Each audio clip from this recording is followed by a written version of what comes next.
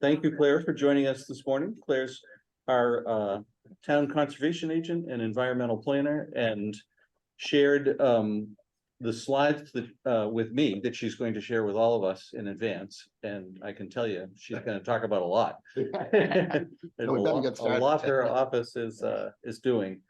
I think Claire's very kindly offered to try to at least get through her slides before 10 o'clock for anybody that wants to bug out and observe the Paul Carew's observance over on the common there for the Beirut bombing observance. But that event will also be recorded on and available for later viewing on Pegasus. So Claire, you probably know everybody here, but we can go ahead and do our usual introductions. Yeah. Why don't you stop sharing for a second so you can see faces? So let's see, in the room, obviously you must don't mind. Go ahead. Yeah. Martin Kessel.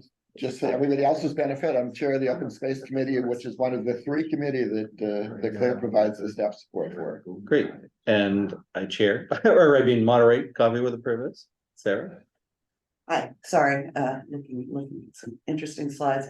Sarah Hanna, interested in all things environmental and looking forward to hear what Claire has to say. Brian.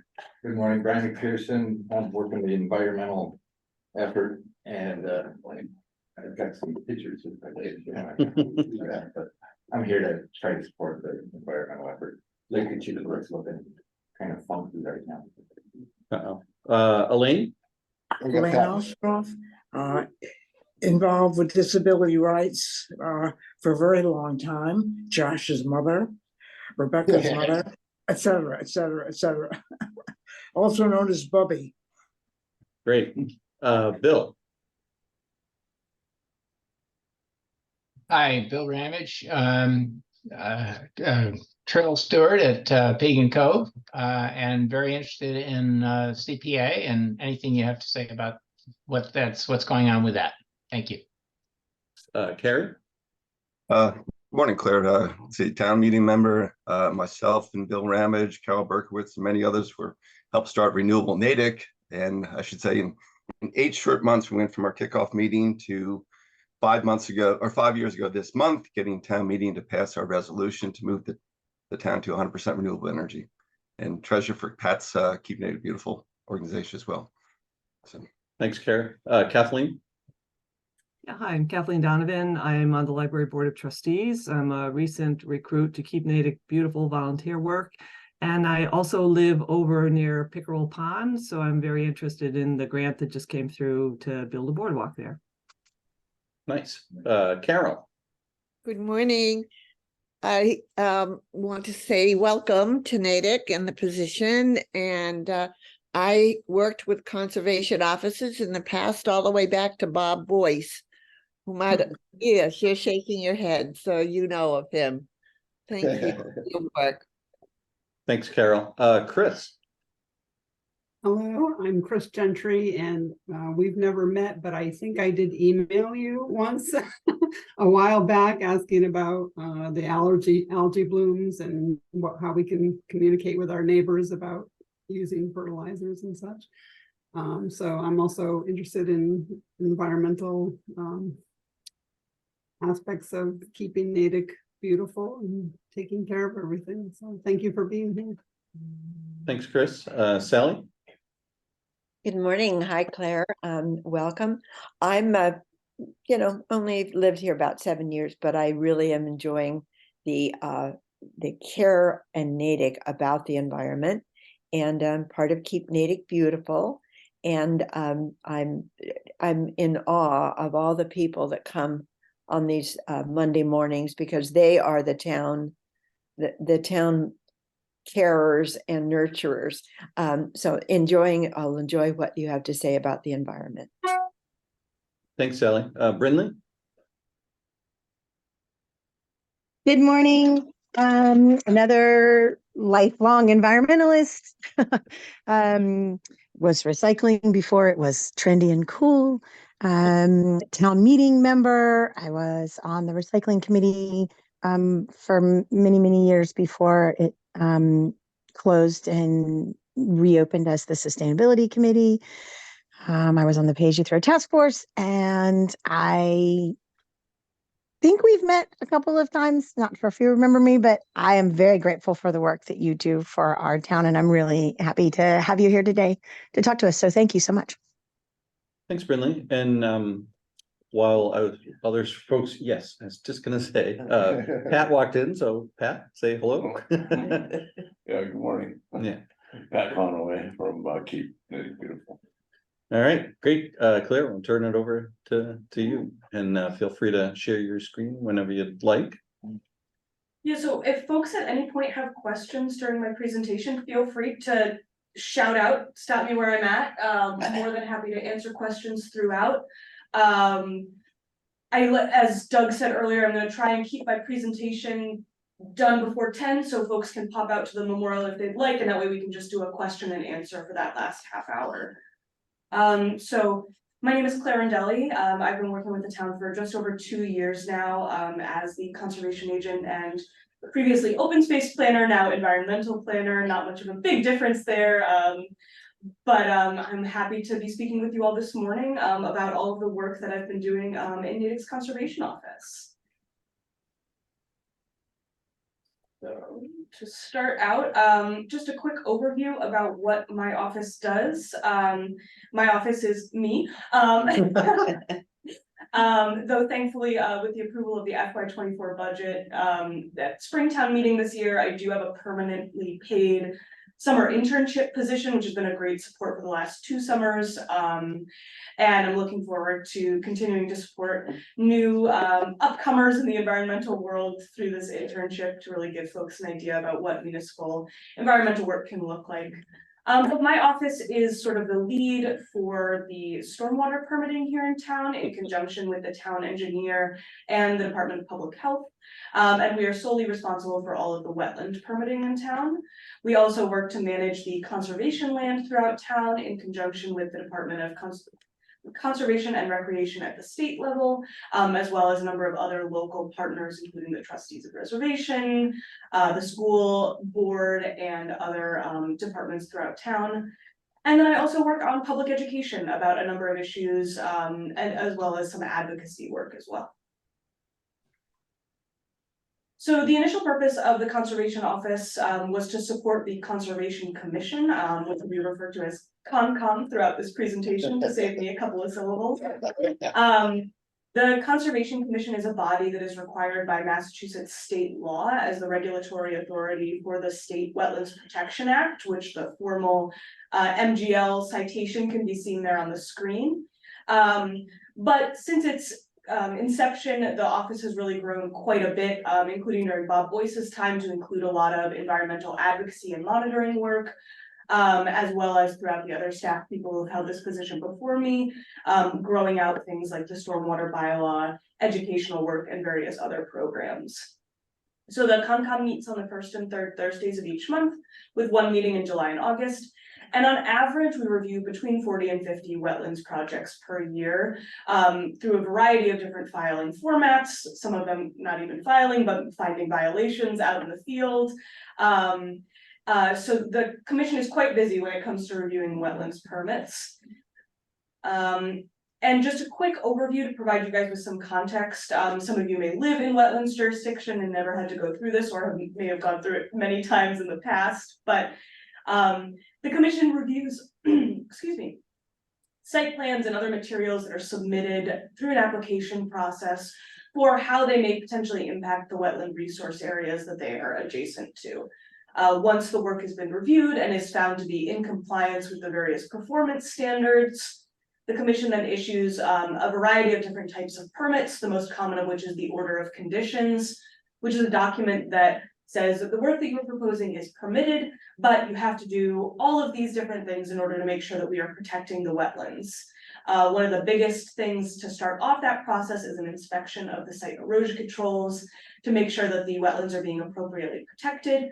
The site plans that folks are seeing up on the screen right now are for the last 3 houses that were a part of the Greystone development off of Cottage Street that folks might be familiar with.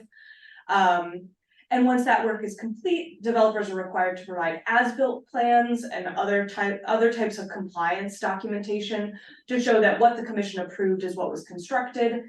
Staff will then go out and confirm that compliance with a site visit, which you can see in the picture on the bottom row. And then the commission issues some type of compliance documentation demonstrating that the work has been done in compliance with the permit. And this is very specifically for the wetlands permitting process. Stormwater permitting is a whole different beast. So the land disturbance bylaw was first enacted in the early 2000s, and Article 79 was amended to reflect some more modern stormwater standards at the 2019 spring town meeting. And then that updated bylaw was implemented in 2020. And that if folks were at Springtown meeting this year, you might remember that we pushed through an update to that bylaw to help make it a little bit more streamlined. And the CONCOM is the jurisdictional body for stormwater permitting. So minor stormwater permits are reviewed and issued by a staff review team. And those permits under the minor category can be appealed to the full Conservation Commission as the regulatory body. But major stormwater permits, which are projects that are meeting a larger disturbance threshold, are reviewed by the staff team as well as the CONCOM through a public hearing process. And there are approximately 50 stormwater projects reviewed each year under those two categories. Since I started with the town, I have issued approximately 100 stormwater permits. Wow. So there's definitely a lot of work happening here in town, and it's great that we have these regulations in place to ensure that we're really working to make sure development in Natick is as environmentally friendly as possible, in conjunction with the amazing work that Jillian Wilson Martin, the sustainability director, does in terms of HERS rating energy requirements and the state's energy stretch code. Can I ask a question? Of course, Brian. The DOT, do they get permits from you guys? So the DOT does get a number of exemptions under wetlands permitting and stormwater permitting. They do usually require some level of review, but because of their work on what is known in the regulations as a linear transit corridor, so that applies to both the MBTA and a number of the transportation agencies, they are generally exempt from meeting certain performance standards or are only required to meet them to the maximum extent practicable versus other projects which are required to meet them to the full extent.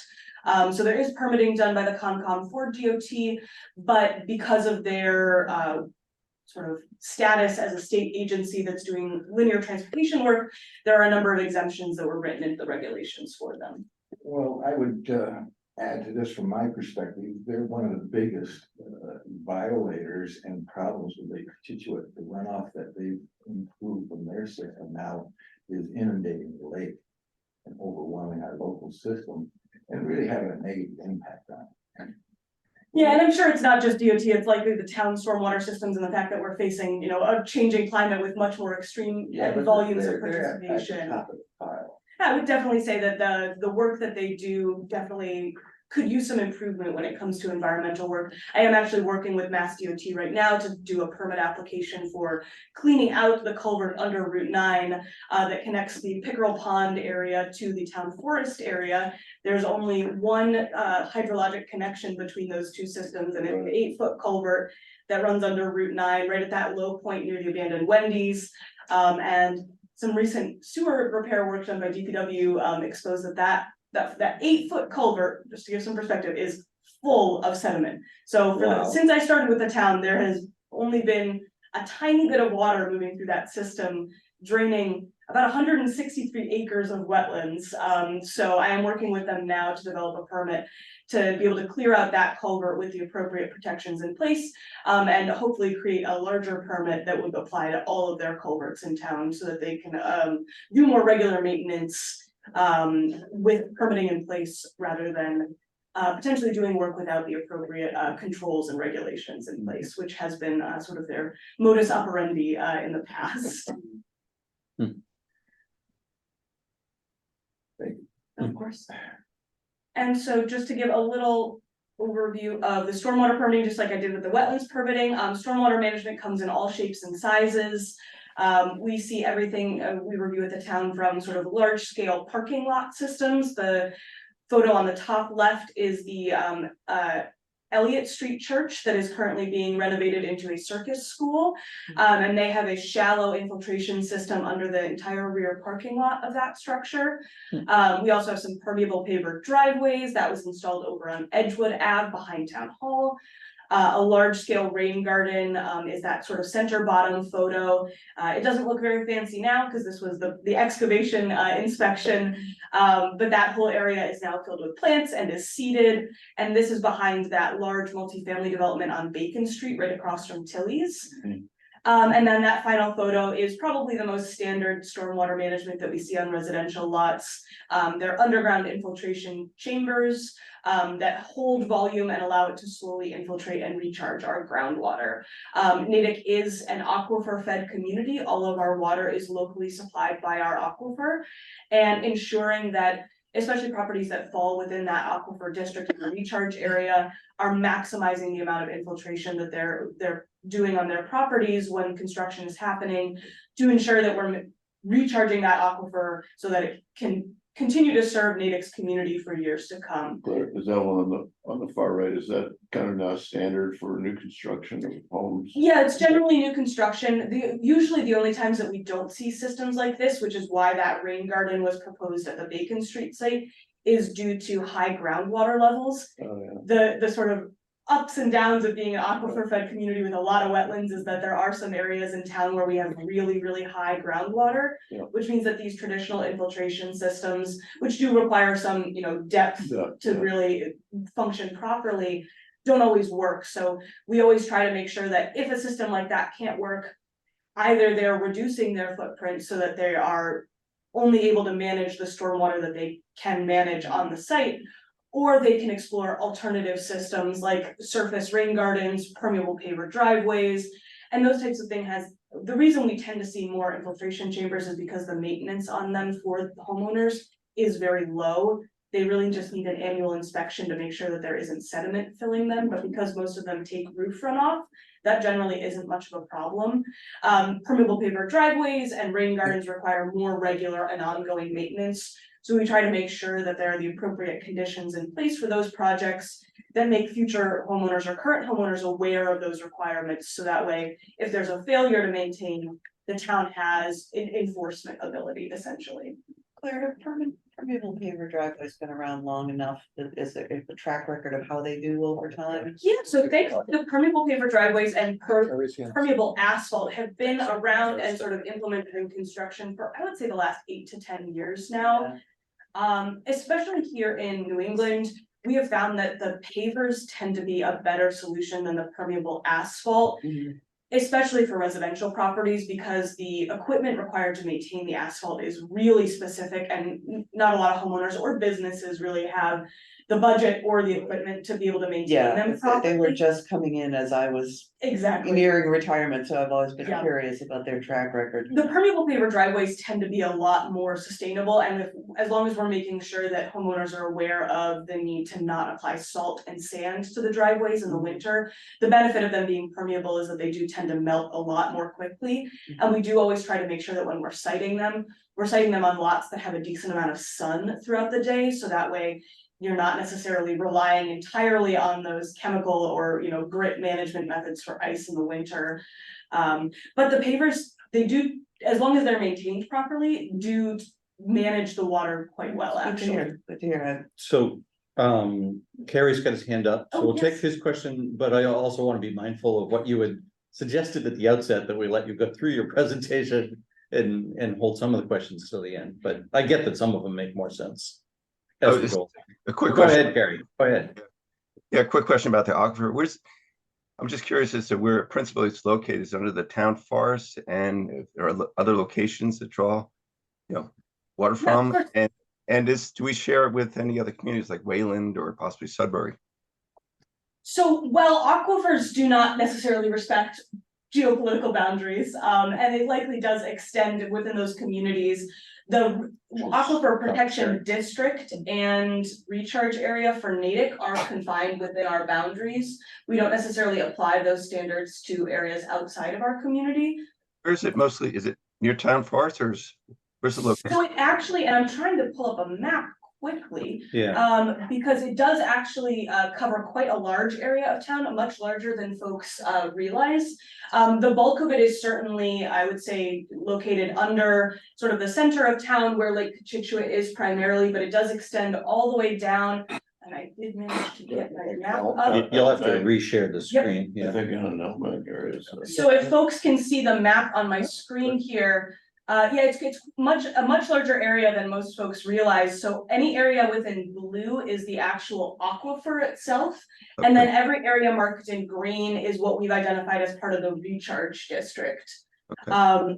So any properties that fall in these areas under the updated stormwater bylaw, which will actually begin its implementation on November 1st, are required to provide 120% of the storage that properties outside of that district are required to provide, to try and really make sure that we're recharging that aquifer appropriately. Thank you for that. And that map is available online. If you search Aquifer Protection District map, it should be the first link that comes up. Okay. Right. So transitioning a little bit from the permitting side to the land management side, the Conservation Commission is listed as the owner of about 430 acres of land throughout town. This map on the left side of the screen gives sort of a vague idea. Not all of the properties in green are owned by the commission, but the commission and its trail stewards do a lot of maintenance on properties not necessarily owned by the town. So as Bill is well aware, we do work on Pegan Cove, which is property that is owned by DCR but leased by the town. There's some work done on the Henry Wilson Trail, as well as minor work on some other properties that are owned by other bodies like the school department or the Recreation and Parks Commission. And the CONCOM, the Open Space Advisory Committee is technically an advisory body to the planning board. The Mark? select The select board, although board. we really advise the planning board and the conservation commission as Yeah. well. And certainly definitely tied in terms of goals and work that they're doing with the Conservation Commission. And I am the staff person for that commission, as well as the Trails and Forest Stewardship Committee, which is a great group of folks. We've got about 40 active trail stewards who are working to do really great work on all of our parcels throughout town. And we really would be, up a creek without a paddle without the work that those folks do. Getting out there, cutting down trees that are blocking trails, updating trail signage. Folks may have seen in recent weeks the beautiful updates to some of the kiosks on the town-owned parcels that we've seen. Town Forest, there'll be some coming to Middlesex Path. We've been really trying to pick up some of the larger scale improvement projects that group has been doing. And in total, for land management, the commission is pretty limited and the conservation office is pretty limited in what we can do. The budget that is given to us by the town is $15,000 annually. So that money goes towards reimbursing trail stewards for materials, printing new signage for our sites. There have been a couple instances of trees on conservation-owned land that have fallen or are likely to fall on private property that need to be maintained. And so that is what that budget goes to primarily. So we do rely almost entirely on volunteer projects and grant funding to get a lot of the amazing work that happens throughout town. Some of the active and upcoming volunteer projects, if folks were out at Trails Day on Sunday this week, you are well aware of the meadow restoration project at Town Forest. Jim Francis and the Trails and Forest Stewardship Committee has done an absolutely amazing job leading that project. And we're hoping to get out there and do another large scale mowing late this fall after leaf off to help support the removal of the woody growth. And get another seeding done in conjunction with that mowing. The Pickerel Pond Island Bridge, folks may have noticed in the last couple of years that the sort of small bog bridge type structure that connected out to the island at Pickerel Pond has been underwater. In part due to our friendly beaver activity, and in part due to the sort of very high rainfall that we've had this summer. But we are going to be working with Bill Getzenheiser from Mass Audubon, not MAPC, David Lotzenheiser, to rebuild a much nicer and much more stable bridge at that location using marine decking hardware to anchor in the actual boards. I'm meeting out with him and the CONCOM chair next week to see if the water levels have dropped low enough for us to do that this winter. And Eagle Scout candidate Sam Gardner is going to be doing some regrading at Timothy Coolidge Hill to reconstruct some of the trail entrances. I wrote Coolidge Hill on here. I meant Timothy Coolidge Hill, so the property adjacent to the Natick High School. And some great projects that are active and upcoming. Currently ongoing, we have a Pickerel Pond Stewardship Plan development. So this is funded by a DCR grant program. Towns received about just under $4,000 from the grant to support the work. We're going to be working with the Trails and Forest Stewardship Committee, the CONCOM, and the Natick Nipmuc tribe members to develop long-term stewardship goals that prioritize the Indigenous stewardship knowledge, as well as prioritizing the cultural resource protection of the Atlantic white cedar, which is a historic resource that the Nipmuc have used to construct their traditional homesteads. There are very few healthy Atlantic white cedar swamps left in the state. They were pretty devastated by colonialism and the timber industry. And so working to keep this area as healthy as possible and ensuring that's accessible forever in the future to the Nipmuc. The way that they do their harvesting is incredibly sustainable. They harvest a very small number of poles each year, all by hand, so no machinery work, beyond that a chainsaw. And they top all of the trees and drop the tops so that they will resprout, as many coniferous trees are known to do. And this work is funded through the end of this current fiscal year, which is June 30th of 2024. And we are expecting, we're just waiting on a final scheduling date for Bay State Forestry to go out and do the full inventory of the forest, which is all 163 acres. And then we'll be working with that inventory knowledge to develop those long-term stewardship goals. Many of you may have heard or have been involved in the Tiny Forest Project and the Planting the Future Project, which is a sort of joint project between myself and Jillian Wilson-Martin. This is funded through MEPC's Accelerating Climate Resiliency. And on September 30th, we planted just about 650 plants in about 1,600 square feet of area. It was a really absolutely fantastic day. We had about 75 volunteers come out for the actual planting day. And just yesterday, a smaller group of about 6 or 7 volunteers was out doing a final mulching of the forest to sort of put it to bed for winter.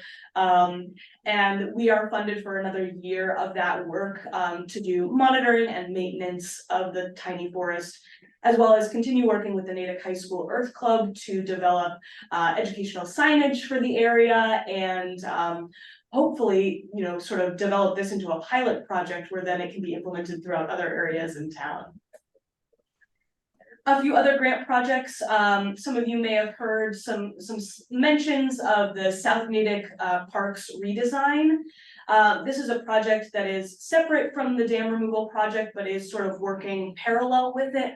It was a high priority of not only the Dam Advisory Committee, but the select board that the park areas surrounding the dam be a really big priority as we move through this removal process. And so the town staff, myself, Travis Farley from the Recreation and Parks Office, and Jillian Wilson-Martin, as well as DPW, worked to submit a grant application to ensure that that project had proper funding. And we weren't just trying to sort of piece it in with the dam removal project.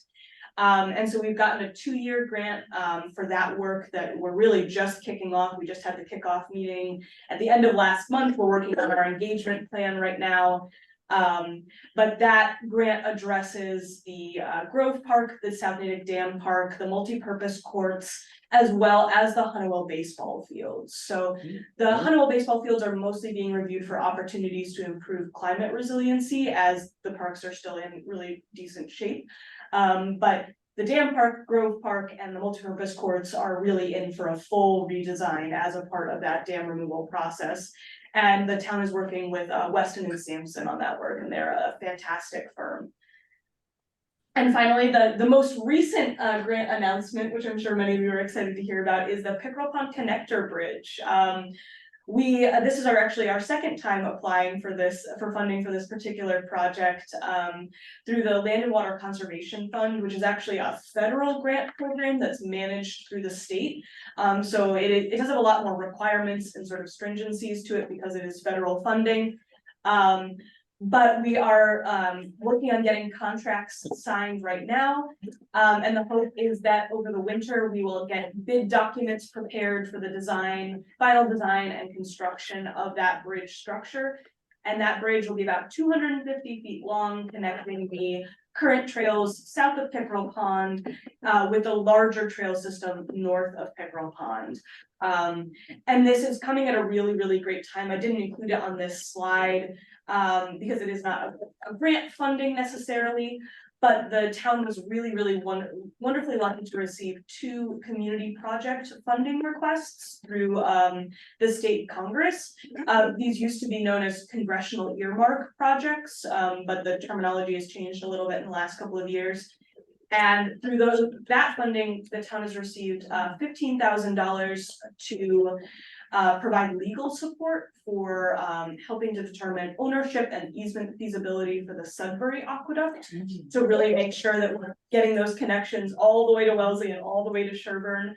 And $150,000 to implement accessibility improvements to the Cochituate Aqueduct alignment, which really ties into the Pickerel Pond Connector Bridge, that larger blue trail that folks can see on the Pickerel Pond map on the north side is the Cochituate Aqueduct. And that trail from where it ends on that western side of the Pickerel Pond parcel continues all the way to Newton. So it goes all the way through Weston and Wellesley, a lot of roadway connections, but all signed. So it is a very well signed trail, and then it ends in Natick right at Quinnipiquin Road. But Newton has been working over the last couple of years to try and really formalize that trail as it continues from where it currently ends on Quinnipiquin. So us improving our connection here as it is currently a naturally surfaced, very high elevation change trail. We're going to be working to implement some accessibility improvements along the Natick section, starting from that Bradford Road end through to the Wellesley town line. And that work is going to be based off of designs that were done by Weston and Sampson back in 2015 that were never implemented due to community pushback. But the hope is that now that the Cochituate Rail Trail is open and has really demonstrated such great public support for these types of trail systems, that there will be more support for us to implement these now.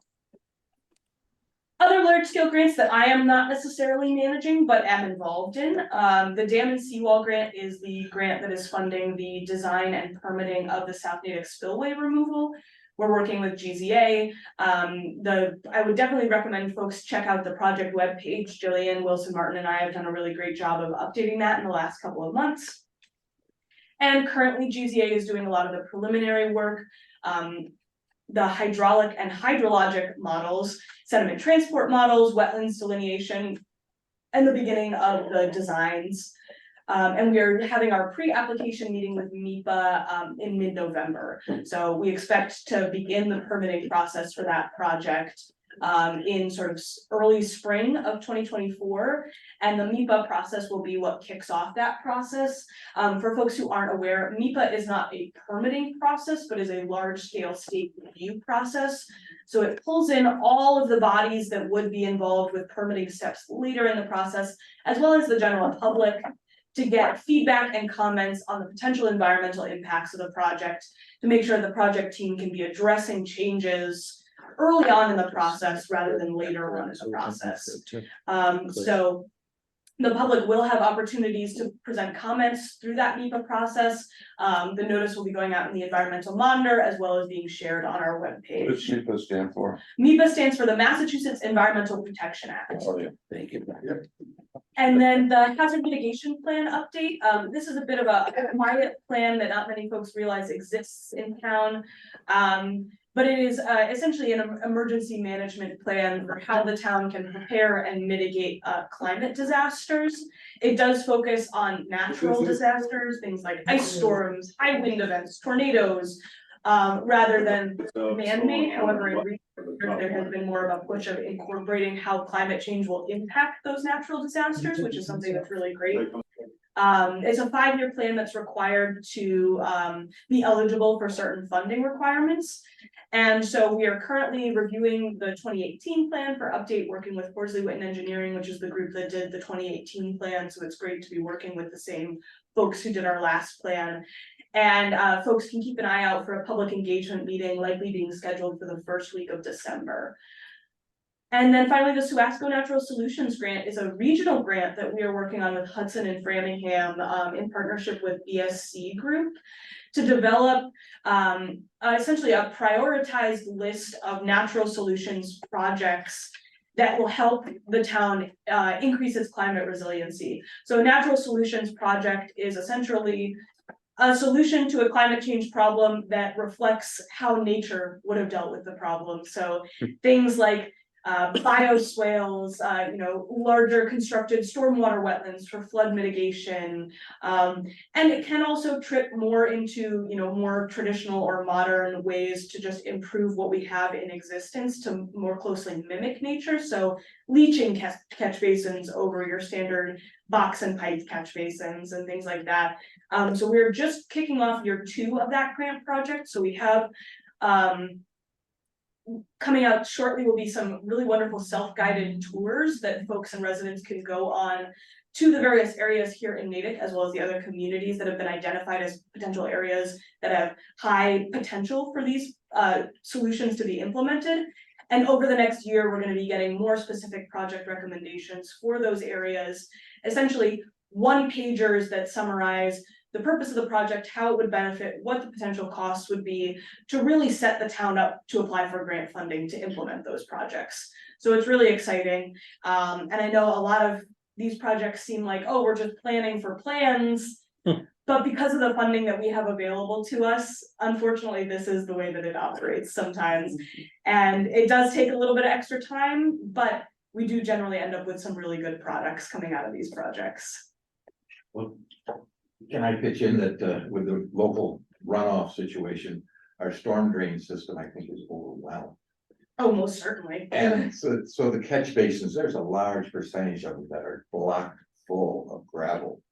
And it's a 3-year rotational service program. That's what I've heard for the DPW. I think it's 1/3 of the town they try to do every, Yeah. And, they should be addressing the areas that are most impactful, which are around the lake. And the other areas, which the low area down by Navy Yard, that culvert there, that floods just about every time we get a strong rain. That neighborhood, as you go further south down by the train tracks, that floods too. And the town seems to be ignoring these kind of fundamental maintenance and upkeep that is a part and parcel of why this system is supposed to work. And so a lot of times I feel like the town's moving on to big and better things down the road. In the meantime, it's taken 5 years for the 27 project. And there's been a lot of environmental impact by just that road work. Well, I would just like to point out that the 27 project is a state project, not a town project, so it doesn't necessarily. that's a mess, dot. Yeah. Well, that's the big sign off. Everybody says, look, it's somebody else. But as a member of the community, this is my neighborhood and my effort to be impactful and say, gosh, if you're concerned about environmental effort, why don't you take care of the existing things, which the Snake Brook settling pond has nothing been done since they started. And that's where they started on that 27 project. So here it is 3 years later, and it's just pouring more silt and debris into the lake because Conservation Commission and DOT haven't agreed on some design that was 3 years ago. It's like, what's up with that? Can we, Not to be critical. no, you're raising a valid citizen concern. I just wanted to kind of defer some of the discussion about that to the discussion portion of the talk, unless you have something quickly. No, I think it definitely picking it up in the discussion portion would be good.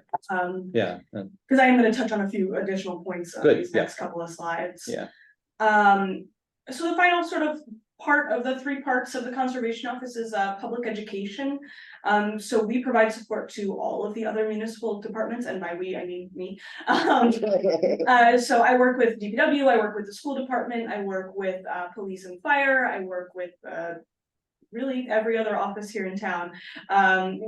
All the way from, chicken permits with the Board of Health to large-scale stormwater management with the DPW.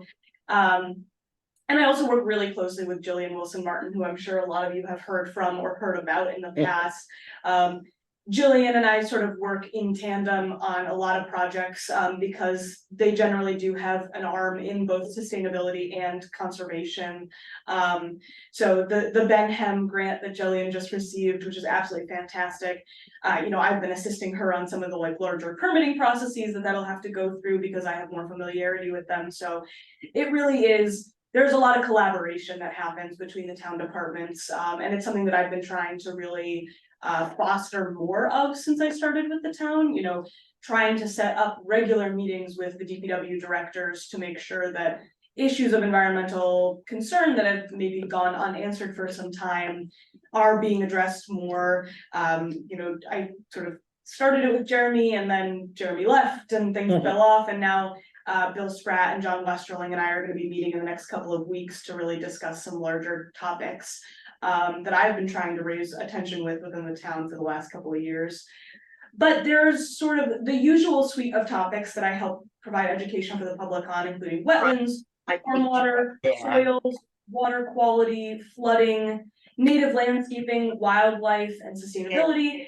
And there are some newer topics that have come up in more recent years, including Indigenous and Aboriginal rights, with the Nipmuc harvesting of Atlantic white cedar, as well as the Community Preservation Act, which I know a lot of you are here to learn more about today. Just to touch on that quickly, since I know it is a topic of interest for this group, the town is currently working with the existing boards and committees that are required to have a representative position on the Community Preservation Committee to get those appointed. The CONCOM appointed their position. I believe Renton Parks is meeting this month to appoint their representative.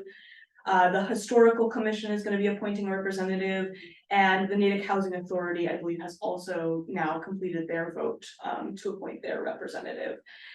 When the citizen participants are going to be decided? Yes. So planning board's on an upcoming agenda, and the select board is going to be reviewing the 6 applications that have been submitted for the appointed positions at their November 1st meeting. So next week, they're going to be reviewing those applications. I had a question. Vote for Sarah. Vote for Sarah. Okay, whether there's whether there's a specific deadline for anybody who still wants to apply to the at-large position. So I would definitely recommend getting an application in as soon as possible. While the only real deadline is essentially a self-imposed deadline, the bylaw language states that we have 60 days to appoint all of the positions to the maximum extent possible. Obviously, if we didn't get enough applications, we're not necessarily going to be able to appoint all of those positions.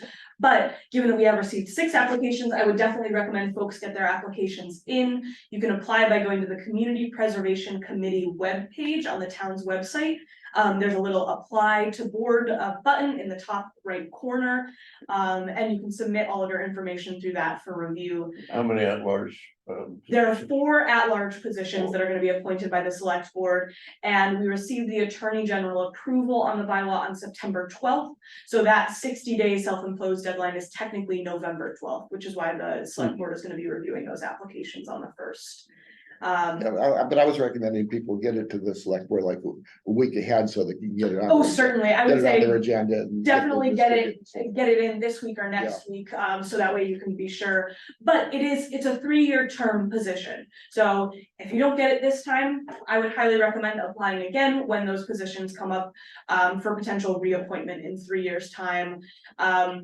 We did put into the bylaw language a 12-year term limit, so a limit of 4 terms served consecutively, really to ensure that there is turnover and appropriate representation throughout town. Because this is a committee that is going to be recommending funding appropriations to town meeting, we want to make sure that we're not just seeing the same folks over and over again for the entire duration of the committee's lifespan, to ensure that there is some diversity and representation for, areas of town or projects that may have not necessarily gotten reviewed by folks who have maybe very specific interests in terms of open space, affordable housing, or historic preservation. Just to give a quick summary of some of the photos on the screen here, the photo on the top is the flooded blue trail at Town Forest due to our friendly beaver activity out there. Beaver activity is becoming more and more of an ongoing concern throughout town. So if you have any questions about beavers, or if you think you have beavers on your property, please don't hesitate to reach out. There's a beaver dam in that center photo that is right next to Bob's Furniture off of Route 9. Unfortunately, this beaver dam, when it gets high enough, floods out all of the properties on Mercer Road behind that development on Route 9. Because of the way that the system is designed, that drainage channel there is not technically a stream because of the year that it was constructed, but because of the beaver activity, it does create wetlands impacts to those upstream properties. So that dam was breached once by DPW earlier this summer and is going to be breached in the next couple of weeks by the Central Mass Mosquito Control Project, who's doing some work in that channel as well. And then the final photo is our planted tiny forest. I just wanted to give folks, if folks drive by today, it'll look very similar because we just applied that fresh coat of mulch. But I would really recommend folks, it's right along West Street, so even just driving by, you can get a quick glimpse of it. It's a really fantastic project. And those trees, when they get a little more mature, you're gonna be able to move them? No, so they're all staying right in that Oh, area. they will stay in that. Yeah, so the Oh. purpose is to essentially recreate the competition that trees would see in a forest ecosystem. Yeah. So a small percentage of the plants will die off because of that natural competition, but because we're planting them so small and so young, the sort of theory that was developed by the botanist who created this sort of planting method is that the plants will essentially adapt to being in such dense conditions and really grow and thrive to sort of meet the situation where they are located. We worked really closely with police and fire, public works, as well as the schools to pick a location that really wasn't going to conflict with any of the school operations. So picking an area that had minimal to no utility conflicts, that wasn't used for snow storage in the winter, Right. and that also didn't block sight lines. That was one thing that I hadn't really considered in planning a location. Exactly, so making sure that not only does it not block, the reason we picked that side of the entry drive is that that's an entrance, not an exit, so there's no need for folks to be able to have visibility out to the left when they're coming in and out, as well as making sure that all of the windows to the school were still visible and had sight lines from the street. God forbid there ever be a safety emergency at the school that required that. Did you get any resident pushback on it? I know some of the residents didn't like the solar canopy that went on the parking lot in that We area. didn't really receive a lot of resident pushback. I will say we did not necessarily do a concerted effort to receive public feedback on the location, mostly because we spent about 4 months just trying to pick a location with the town staff. But if there are any concerns about it, I would definitely recommend that folks point people in my direction so that I can talk them through and hopefully assuage any concerns that they might have. As I mentioned, we're hoping that this will essentially be a pilot program for other locations. One of the original locations we've been considering was the West Natick MBTA station. We ended up going forward with the high school because coordination on a town-owned property is just a lot easier than working with the MBTA. But their environmental division is still interested, and so the hope is that maybe in the next year or so, we can move forward with a planting on their property. And Matt Gardner, chair of the CONCOM, is really excited about the potential for folks who live in the Oakdale neighborhood. The Euclid Ave Circle and the Arlington Ave Circle are both owned by the CONCOM, those sort of vegetated circles within the roadway. Potentially doing a smaller scale version of the tiny forest in those circles that could also serve, because the tiny forest does serve as a stormwater management system as well. Right. Sort of 2 birds, 1 stone, increase tree canopy and manage some of the road runoff. So I think I did a pretty good job. It's 9:52. Yeah, oh, wow. And so maybe take a 5-minute break, let folks head over to the common if they're hoping to join in on that presentation, or we can just kickstart the discussion and folks can sort of filter out. Yeah, I as would they say need let's to. just go with the discussion and people will leave to the extent that they have to or want to. I think that service is, as I understand it, they're reading the names of all 241 military personnel that died in that attack. So I'm guessing it's going to take a while, honestly. So you probably don't need to be there at the No, tent. I mean, it's right across the street. Beirut. So I would be happy to pick up with Brian's mentions about stormwater management in Lake Cochituate. why don't and we then start with that? jump into any other questions. So Yeah. There are 2 major watersheds the town falls into. It falls into the Cochituate Aquifer, which is sort of, if we're looking at a map of town, if you were to sort of cut it diagonally right above town center, going down, from the sort of Oak Street Route 9 intersection. Everything north and west of that falls into the Cochituate or the Suasco watershed, Cochituate, Sudbury, and Assabet watershed. And then everything to the south and east of that flows into the Charles River watershed.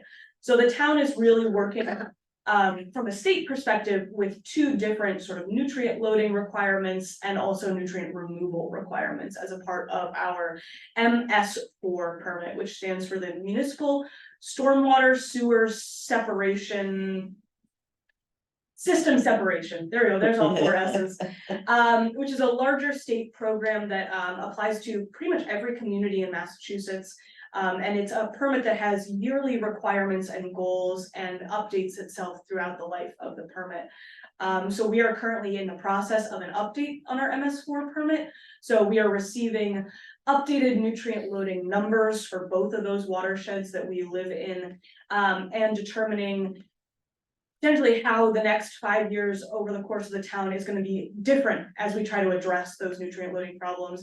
The nutrient loads are determined by the level of development in town, and the previous numbers that we were dealing with were based on the 2005 development levels. And as folks who have lived here for really any amount of time can imagine, the levels then versus now are significantly different. So we are seeing some really significant jumps in the amount of specifically phosphorus that we're going to need to be removing from our municipal stormwater system. And so in my work with the DPW, the CONCOM permitted what's known as a generic order of conditions for the Department of Public Works in order for them to be able to do maintenance and system management and improvements without having to come forward with an application for every little project that they're doing. And that permit is going to be expiring next year. And since we're getting all these new numbers from MS4, it does present a really great opportunity to really beef up that permit to provide more stringent requirements for stormwater management improvements, tree replantings, and other sorts of things that will help us reduce those phosphorus numbers in both watersheds. There have been some really, really early on discussions. I don't want anyone to get concerned or thinking that we're trying to, limit development in town, but essentially creating a phosphorus overlay district for the town to provide more stringent requirements for properties that fall within. I think we haven't gotten the final numbers for the Suasco watershed yet, so we've been focusing mostly on the Charles River because those are the numbers that we've been presented at this point. But working to develop essentially a zoning overlay district that has more stringent requirements, not necessarily for stormwater management, but for all things related to nutrient loading. So stormwater management, fertilizer applications, lawn maintenance, native planting requirements, tree planting requirements, all these types of things, because we see trees as both this wonderful thing for managing stormwater and helping to remove nutrients. But unfortunately, the way that MS4 is calculated, the leaves that those trees drop count against us in terms of our phosphorus numbers, because the leaves themselves, when they fall and get caught up in our catch basins and end up in our water bodies, generate phosphorus. So it's this really weird balancing act of, we want to encourage tree planting everywhere we can, because not only is it good for climate resiliency, it's good for stormwater management, but also making sure that we're then addressing the potential problem of the phosphorus being generated by those leaves. So it's a very complicated issue that the town's going to be having to deal with. Not to mention all of the complications that we're dealing with in terms of PFAS and all those types of drinking water quality issues. So I think there's going to be a lot of changes that we're going to be seeing in the next couple of years. And a phosphorus overlay district may not be the solution. There might be a better solution that comes up. We are going to be looking a lot at other communities that have been dealing with larger numbers for a longer period of time to help influence how Natick chooses to deal with these issues that we're seeing. Lake Cochituate is certainly a concern. I know Pat's been on some emails that I've been involved in. A lot of the pollution and nutrient loading that is entering Lake Cochituate is unfortunately being funneled by Beaver Dam Brook, which originates in Framingham. So working across those community boundaries to try and improve the system. The tributaries are tough, and the little bit that I read about our Metro West area, it's got a really high degree of impervious cover, almost 45%, more maybe higher. So all that it's just charging into those storm drains. Exactly. And I think Brian and I've talked about the green lawns, the green lake A lot of people, they'll do anything to kill a Yeah. dandelion, but they have no idea what it's actually doing. The overall impacts. Right. Well, I'm very happy to announce, they should be going live on the website later this week.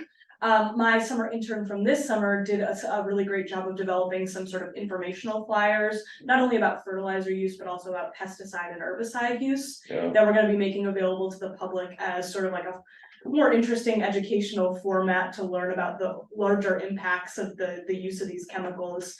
And then a regional grant that I was a part of that is now over, as a part of the MS4 programming, was developing a green infrastructure siting tool that helps communities find sort of premier locations to get maximum benefits from green infrastructure. We're hoping that that siting tool, along with these new requirements coming out of MS4, can help really have the town target where we're implementing these improvements to really get the maximum benefit. Part of the Tiny Forest grant is that I have to attend regular meetings of the Resilient Communities of Practice, which is all the communities that have received funding through that grant program. And the town of Winchester has actually, their funding was to develop a sustainable landscaping program and training for businesses and residents to be able to have better sustainable landscaping on their properties. And so they've created a whole guide. It's like a guidebook that's several pages long, as well as a 3-part training program for planning, implementation, and then maintenance. And once those materials are published, I do fully intend to cannibalize them and repurpose them for here in Natick, because there's no purpose in me reinventing the wheel, but I'd rather use the good work that they've done to hopefully improve Natick's landscape. Things I noticed too, the mow and blow landscaping kind of phenomenon. But I noticed around the new Kennedy, they're letting the grass grow. You notice that around the border of the building, they let it grow up knee high, or, you know. I think that was part of the wetland permitting for that trade-off of the wetland area for that site. Art Goodhine has been working really hard over the last couple of years to try and shift some of the maintenance practices to be a little bit more sustainable. An ongoing discussion is about the length of the grass in the common. Oh my God, Yeah, I would highly recommend folks, we're coming up on fall. Please, consider letting your grass grow a little longer, letting your leaves stay on your lawn over winter, especially if you have oak trees. I cannot recommend enough the book, The Nature of Oaks by Doug Tallamy. Folks may be familiar with some of the other books that he's written. He's essentially one of the sort of premier folks in the sustainable landscaping world. It's a really, really fantastic book that talks about how the importance of even a single oak tree can have in an environment and improve resiliency, but oak leaves in particular, because they degrade so slowly, they provide really important cover for a lot of native pollinators and native insects and native wildlife over winter in that fallen leaf around the base of the tree. So a lot of those native butterflies that everybody loves seeing, a lot of those butterflies rely on having that winter cover to survive. And so in my yard personally, I am just now cleaning up my oak leaves that I piled up from last year. And I'm letting all my oak leaves from this year hang out.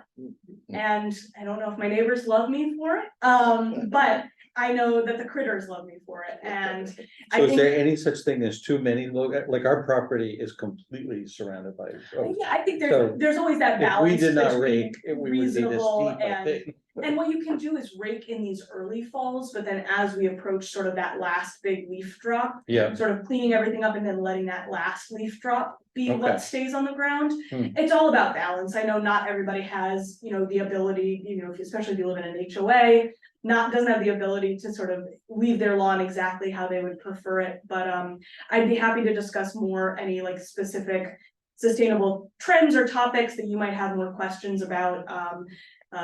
Sustainable landscaping, while it isn't necessarily an exact piece of my job, is a big personal passion of mine.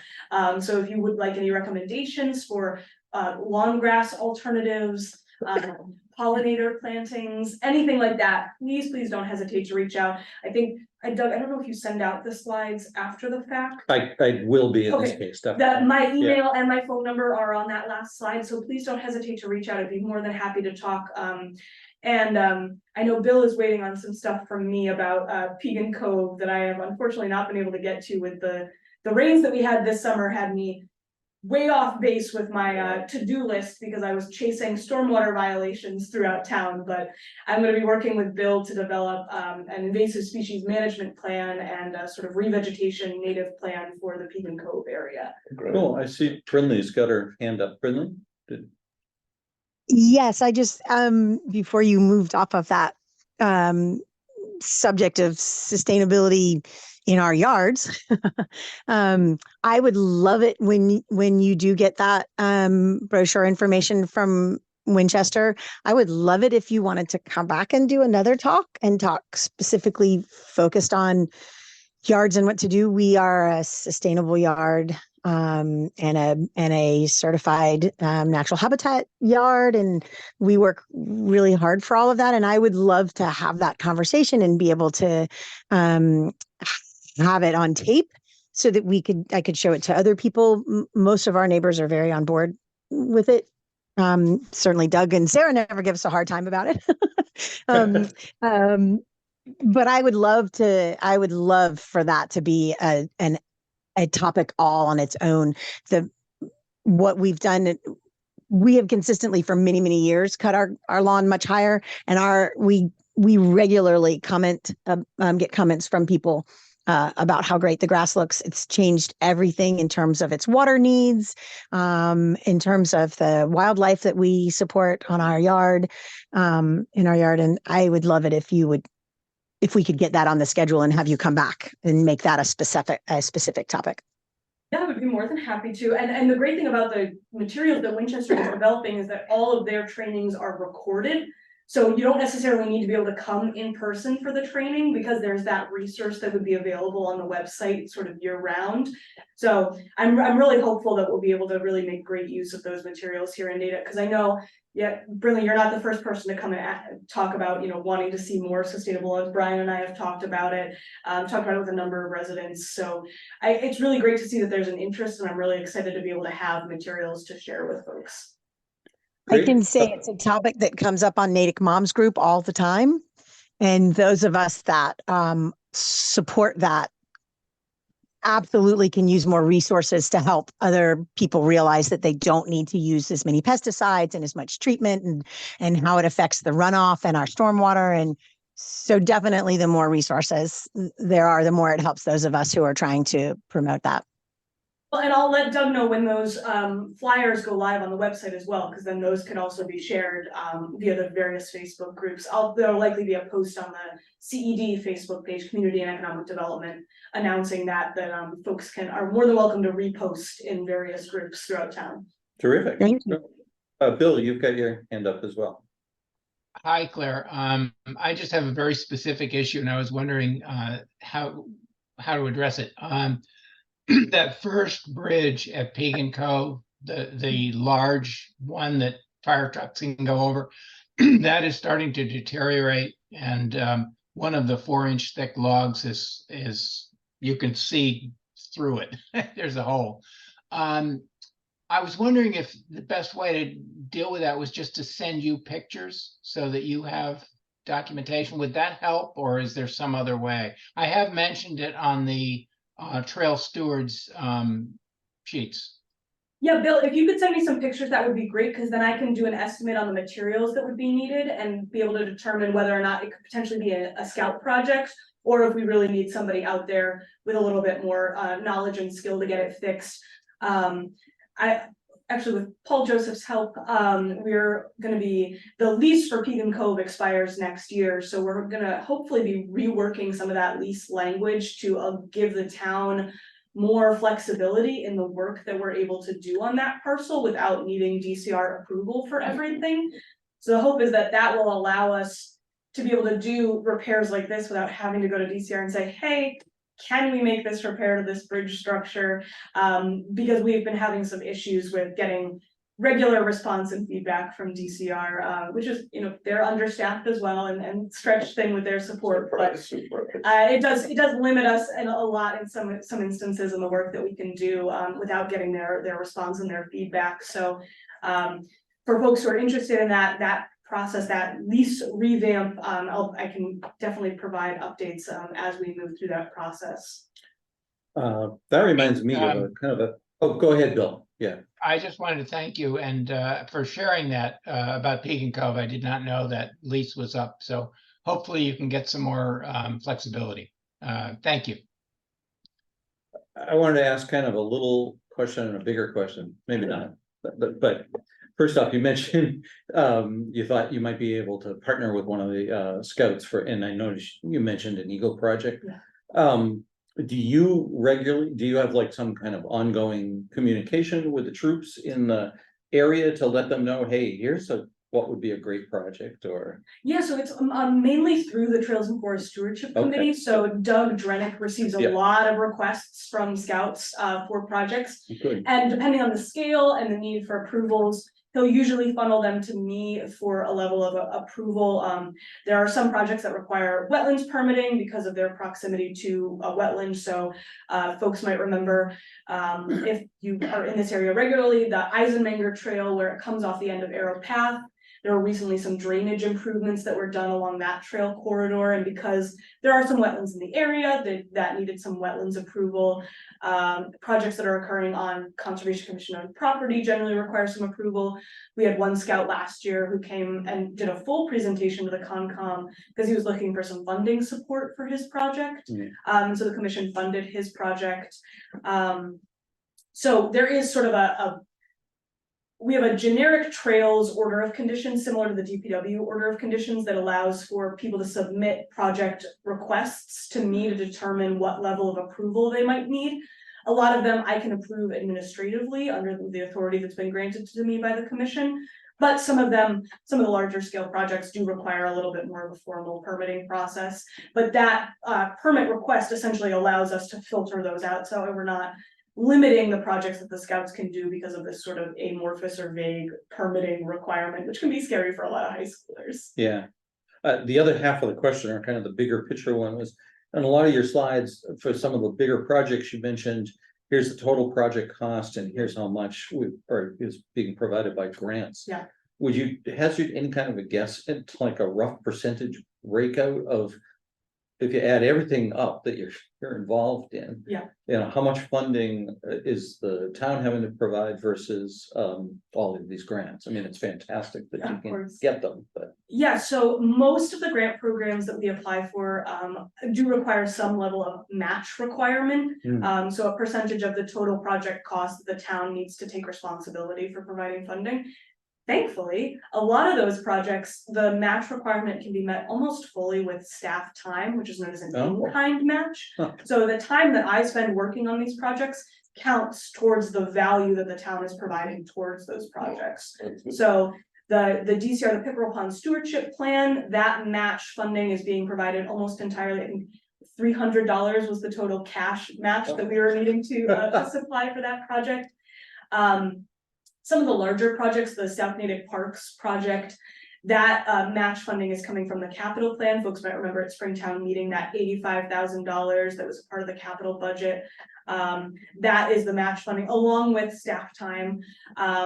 Some larger projects, the Pickerel Pond Connector Bridge, that grant program is only a 50% reimbursement project. So folks might remember 2 town meetings ago, fall town meeting of 2022, they voted to appropriate about $300,000 from one of the existing mitigation funds to provide the match for that project.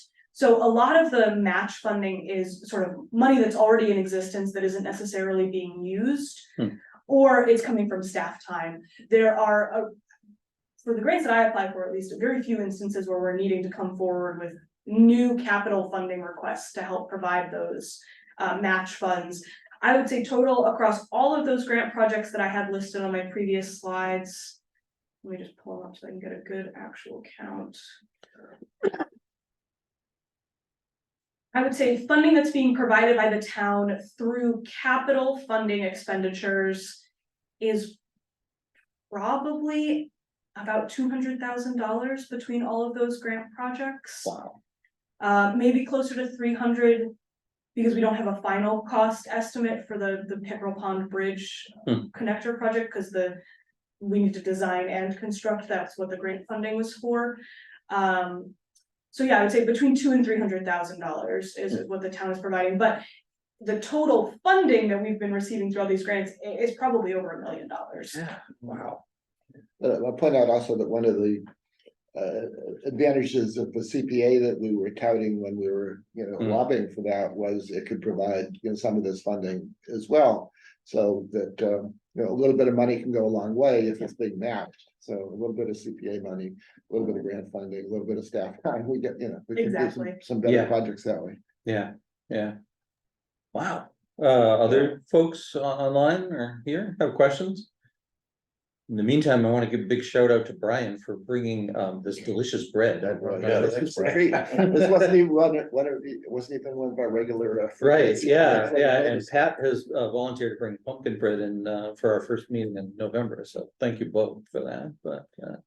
I'm not on the screen because my camera isn't working, but I have been listening to this wonderful, wonderful program. I can't believe my ears. And frankly, it's been a while. This is Ricky Ball. It's been a while since I was involved with the Conservation Commission and your hire and being on board. I'm sorry about that, but I am astounded. I thought we had one genius on the board with Jillian Martin, and now I discover she's got a twin. Folks do confuse us occasionally, because from behind we have very similar hair. You're a little taller than her. Yes. Absolutely marvelous. And there's one thing you talked about, doing something on Euclid Circle. What was that? So the Concom owns that little bit of landscaped area in the center of the roadway.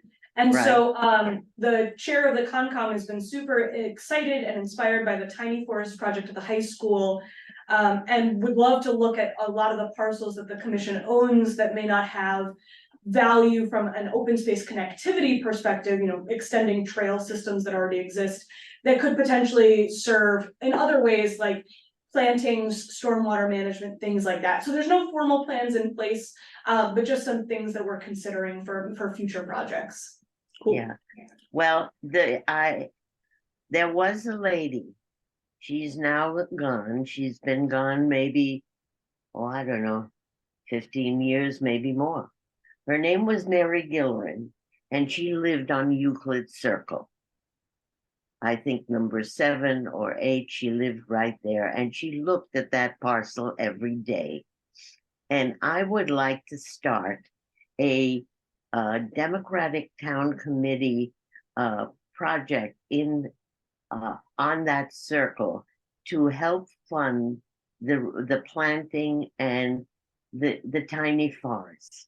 Because Mary Gillerin was a dynamic woman, and she did so much for the political health of this community that I would love to have that tiny forest named in her honor.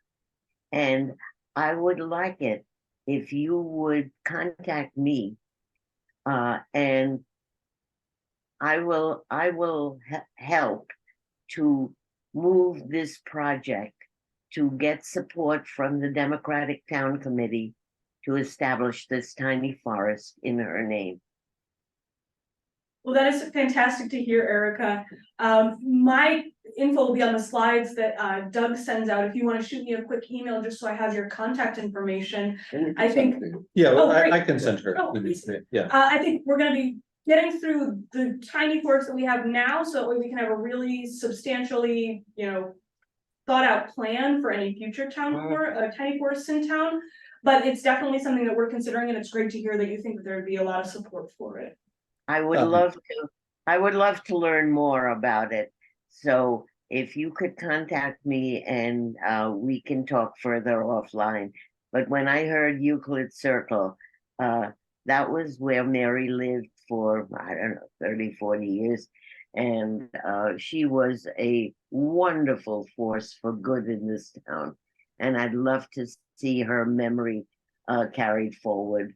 And so the kids can say, who was Mary Gilroy? And then we can tell them about her. So Thank you for that, Ricky. Kathleen, you have your hand up too. Yeah, interestingly enough, I was going to speak to the same issue and area. I live over in the neighborhood near Pickle Pond, as I mentioned, and Euclid Circle and Arlington Circle, for the 33 years I have lived here, have been wastelands. They are just empty circles, not used by children, straggly trees, just looking neglected and sad. So the idea of planting something there is wonderful. And I would also connect that to the fact that this neighborhood recently endured and then benefited from a big street project where every street in the greater neighborhood was redone, all the sidewalks. As part of that process, a number of trees were taken down, a number more were slated to be taken down, and a group of the neighbors protested and saved probably about 20 trees that would have come down otherwise. So thinking about this option to put new tiny trees back into the neighborhood would just be a wonderful way to sort of, make well the harm that many of us perceive was done by taking some of these other trees down. So I just think it's a great project. And then to hear from Ricky that there was this amazing woman that lived near Euclid Circle, Ricky, sign me up. I'll work on that one. And it's so great to hear. We had so much support for the planting at the high school. And so it's so great to hear that folks are really open to that sort of concept being extended throughout town. I think that, in going through the list of parcels owned by the Conservation Commission, there's quite a number of them that are really, some small lots in existing residential neighborhoods that don't really serve much purpose for trails. And so coming up with creative ways to really make sure those parcels are a benefit for the community is something that has recently come up in my world and is something that I'm really excited about pushing forward. and one way for the neighborhood to be invested in what's happening in their neighborhood is if there were a way through a mom's group mainly, that when there's a baby born, you plant a tree for that baby, or when there is a big birthday, you plant a tree, something that will grow and something that, that's a tradition amongst Jewish people, that I still have certificates going back to when I was confirmed from my aunt in England who planted a tree in Israel for me as a gift to me on my confirmation. So there are lots of life opportunities to put it back into life, something that grows and flourishes and benefits everyone. So I throw that out there as a way of planting trees. And Ricky, that actually plays into at the Tiny Forest High School we had a member of the consultant team, Biodiversity for a Livable Climate, who actually did some Jewish blessings throughout the planting day to sort of demonstrate how, this planting really serves as an opportunity to sort of mark down the trees that you're planting and really watch and monitor and see how they grow. She had a bunch of little booklets available for the kids who are helping with the planting. So that way, she was calling them her buddy books, so that you can really make that connection with what you're putting in the ground over the history of that forest. So I think it's really tying in so much to a lot of that work that we did. That's terrific. I know that you're actually scheduled to come back to speak to us in just a short number of weeks. Hopefully you're aware Yes, of this. different issue, but A yes. very different issue. I don't know whether you want to just give us like the quick 30-second elevator thumbnail about So- coming back with Amanda. Quick 30-second, the town is launching two new sort of programs. I think primarily we're coming to talk about People Speak, which is a really interesting software that allows residents to be more engaged with the work that the various committees that the Community and Economic Development Office supports. So Zoning Board of Appeals, Planning Board, Concom, being able to look at those filings, see all the application materials and provide comment in advance of the meetings, if you're not available to attend the meeting, or if you're just not comfortable attending the meeting and providing live comments, to really help raise awareness about the number of projects that our department reviews and permits, as well as getting the public more engaged with those various permitting processes. It's really new to me as well, so I've been really excited to be learning about it, and I'm really excited to be sharing with all of you. I think the first week of December. That's right. Yeah. That has been So we're scheduled. gonna have food if it's the first. Yes, we'll have to get a volunteer to bring food. So, great. Well, I want to thank you again, Claire, for coming. I just felt like there's a fire hose. How in the world? You must work 120 hours a week. But I'm telling you that we've worked with a number of people in that position. We mentioned one of their names, and that the previous people, until Mary Ann, basically they did the wetlands regulation, and that's, as far as I know, about it, unless they were doing things I didn't see. But then Mary Ann started expanding that and coming to all the committee meetings of our committee, and she created the Trails and Forests. And then you've taken on what she's done and added more. So I don't know exactly how you do it all. It's definitely a lot. I would not say no to a sidekick if any future town meeting funding requests come through. well, that was what I want to ask you. Where Jillian got a side. I know, I'm really Springtown excited meeting, for her. Jillian got an assistant. I believe mainly it was cited as working on those grant applications. Yeah, and she definitely relies, I feel like, on grants, maybe even more so than I do, because of the amount of work that she does is so directly related to specific homeowner properties. So it's less, large scale town grants, and it's more finding money and programs that can help support the residents. So I'm so grateful that the town agreed that the good work that she's doing deserves some support. Where have your summer interns come from? So both of my summer interns have actually been UMass students to date. Studying what? Studying environmental science or natural resource management. The reality is that the internship application is open to anyone all the way from high schoolers through college students through graduated college students. My two interns have had very different levels of experience and interest. My first intern, he had a very specific idea of what he wanted to be doing and where his interests and passions lied. So I gave him projects that let him sort of run with that. So folks may have seen in the last year, the invasive species fact pages that went up on the Open Space and Trails webpage. Robert designed all of those and the webpage itself. And he also worked with Lisa Stanley from the Trails and Forest Stewardship Committee on kickstarting the invasive species inventory at Town Forest. And then my intern this summer was, she had less of an idea of specifically what she wanted to be doing. She just really wanted to get sort of the whole experience of what I do on a day-to-day basis. So I gave her a lot of sort of smaller projects that let her really dip her toes into the water of the various facets that I spoke to you all about today. And she found that a lot of her passions and interests lied in, creating really great graphics and informational materials that helped educate the public. So if folks have seen the flyer that was up at the Tiny Forest site, Molly designed that flyer. And then those herbicide, pesticide, and fertilizer fact sheets. She had a really fun time. And since graphics and creative art is not necessarily where my strengths lie, I was very excited to have that support. So if any of you have children, nieces and nephews, grandchildren who are in their later years of high school or in college, who are going to be in Natick over the summer and are maybe looking for an internship, feel free to send them my way. Okay, wow.